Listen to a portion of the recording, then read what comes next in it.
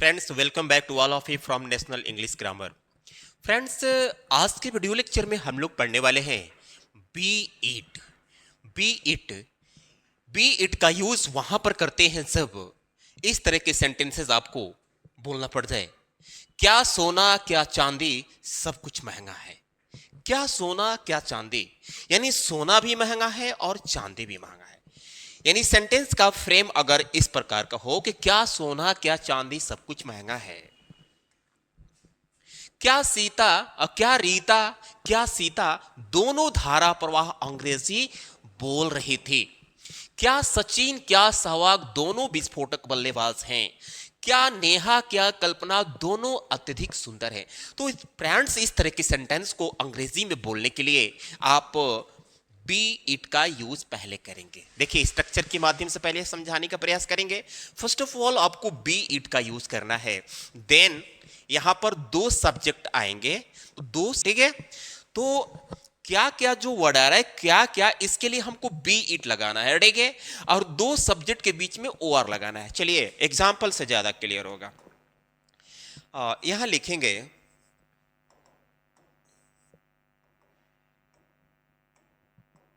जैसे be it gold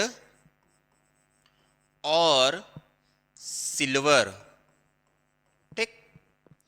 B it gold और silver सब कुछ महंगा है। क्या सोना क्या चांदी, बी इट गोल्ड और सिल्वर सब कुछ महंगा है। तो सब कुछ के लिए everything is costly. Be it gold और silver everything is costly. Next है क्या रीता क्या सीता दोनों धारा प्रवाह अंग्रेजी बोल रही थी। तो क्या सीता क्या रीता क्या सीता, तो इसके लिए बी इट रीता और सीता, ठीक है। दोनों धारा प्रवाह अंग्रेजी बोल रही थी यानी दोनों, तो दोनों के लिए आप बोलेंगे बोथ। यहां बोलेंगे बोथ, तो प्लूरल हो गए। Were speaking English, speaking English धारा प्रवाह के लिए फ्लुएंटली होता है। बीट रीता और Sita both were speaking English fluently. क्या सचिन क्या सहवाग दोनों विस्फोटक बल्लेबाज हैं। तो सिंपली यहां लिखेंगे बी इट सचिन, इस क्या के लिए और फिर सहवाग, फिर आया दोनों, तो इसके लिए लिखेंगे बोथ। और बोथ हमेशा प्लूरल होता है, तो इसके बाद हमेशा प्लूरल वर्ब का यूज होता है। तो बोथ आर एक्सप्लोसिव बैट्समैन। क्या नेहा क्या कल्पना दोनों अत्यधिक सुंदर हैं। क्या नेहा क्या कल्पना दोनों अत्यधिक सुंदर हैं।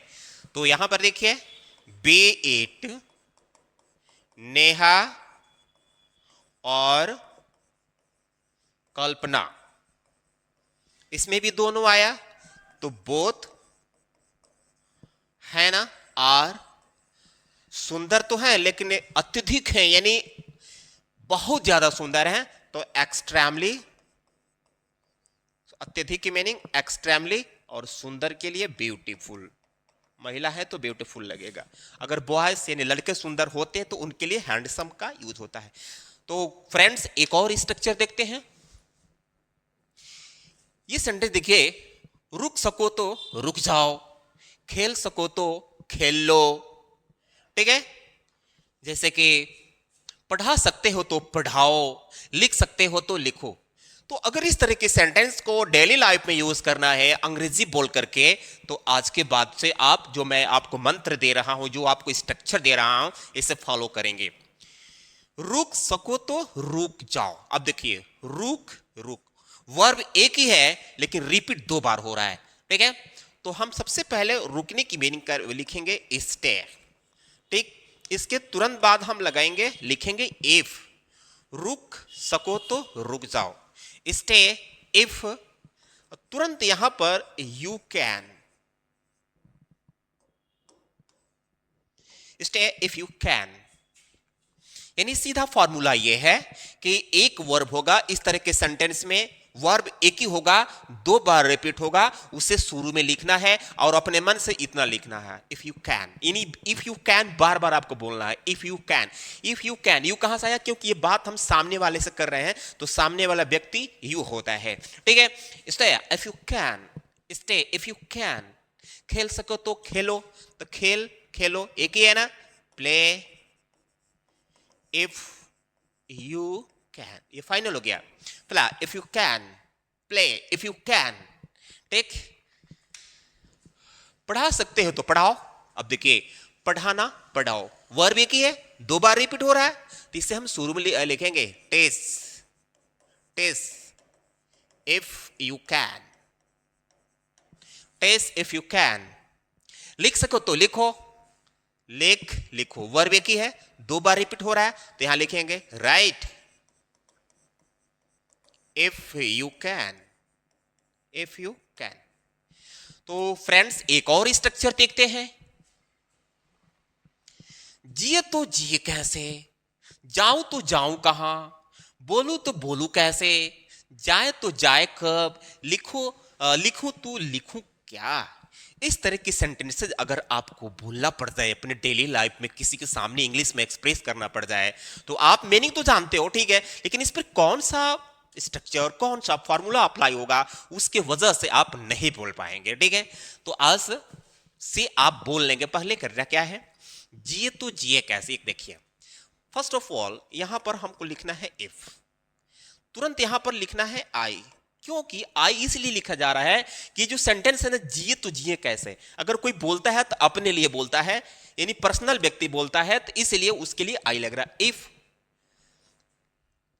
जिए तो जिए कैसे, इफ आई लिव, इसमें भी वर्ब है, लेकिन इसमें वर्ब एक ही है, लेकिन आपको लिखना 2 बार है। देखिए, फर्स्ट ऑफ ऑल आपको इफ लिखना है, तब उसके बाद आई, तब जिए तो जीने की मीनिंग लिव होता है, इफ आई लिव।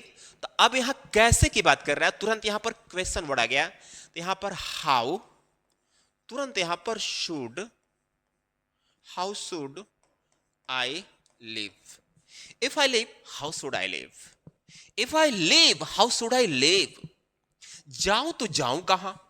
अब यहां देखिए, if I go, if I गो, अब कहां है ना, तो कहां की मीनिंग यहां पर वेयर, तुरंत दूसरे नंबर पर शुड। अब फिर आई गो है, तो यहां पर आई गो हो जाएगा। यानी इफ के बाद जो सब्जेक्ट और वर्ब है वो शुड के तुरंत बाद लिखा जाएगा। If I go where should I go, if I live how should I live. बोलू तो बोलू कैसे, ये देखिए, if I speak, if I speak कैसे है ना, तो how should I speak, if I speak how should I speak. जाए तो जाए कब, जाए तो जाए कब, ठीक है। इफ आई गो, कब की meaning, when should I go, if I go when should I go। लिखो तो लिखो क्या, मतलब लग रहा है कि आप एग्जाम में बैठे हुए हैं और आपका दिमाग काम नहीं कर रहे, यार लिखो तो लिखो क्या, ठीक है। इफ आई राइट, तुरंत यहां लिखेंगे इफ आई राइट, क्या है ना, तो what should I right. Advance structure मैं आपको जो दिया आपके डेली लाइफ में काम आएगा। इस तरह की वीडियो पाने के लिए अगर आप चैनल पर नए हैं तो वीडियो को लाइक करके चैनल को सब्सक्राइब कर लीजिए, अपने फ्रेंड तक शेयर करने का भी प्रयास कीजिए। मिलते हैं अगले वीडियो में, तब तक के लिए धन्यवाद।